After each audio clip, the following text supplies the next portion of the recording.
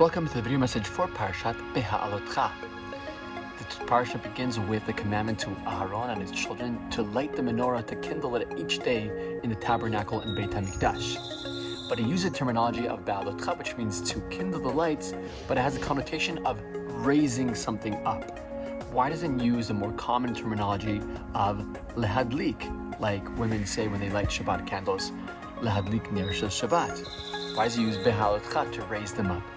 So Rashi explains that there is a special mitzvah over here that when the Kohen lights up the candles, that he should not leave the wick until it's fully ignited. And only once it's been ignited, then he can remove his hand with the flame, external flame, and move on to the next one. This seems like a very simple instruction that even children would know, that when you light a candle, make sure that the wick is lit before you move on to the next one. What is it coming to teach us? In fact, there is a lesson over here of what this menorah symbolizes. It symbolizes lighting up that eternal flame. When a person is lit up, or in today's lingo, lit, right? A person is connected, feels happy, feels the presence of Hashem in their life. This is something that we have to make sure that we light other people's up and light it within ourselves. It's something that we have to do every day. We can't expect the light of our neshama to be alive and to be lit if we don't take the measure of doing this every single day and doing it on a consistent basis. But this idea of leaving your hand there while you light up the menorah until the flame is lit up is what education is about.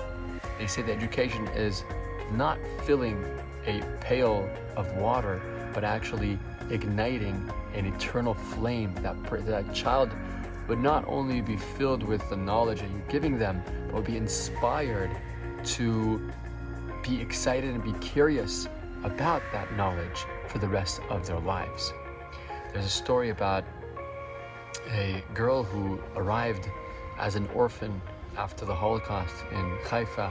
Her name was Bluma, and when children got off the boats, they would place them in different cities and kibbutzim. And one person, when she came off the ship, greeted her and said, "Hi Bluma, you're coming with me." She said, "Where am I going?" She said, "We're going to some kibbutz," but something didn't sit well with her. Something was fishy. So she asked him, "Where we're going right now, do the women do like this on Friday night?"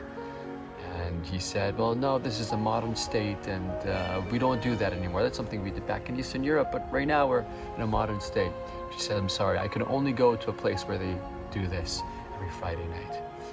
And she was speaking about the lighting of the Shabbat candles. And she eventually, this man was very moved by what her demands, a little girl who knew what was important for her, and he asked that she would be put together with a family who was Shomer Shabbat and observant. And today she has over 50 grandchildren, and they all do this every Friday night. This is the lighting of the candle someone lit inside of her soul. And that's how you make sure that flame is an eternal flame. We have to make sure that we light that within ourselves and within others every single day on a consistent basis. Feel the connection and feel the light within. Shabbat Shalom.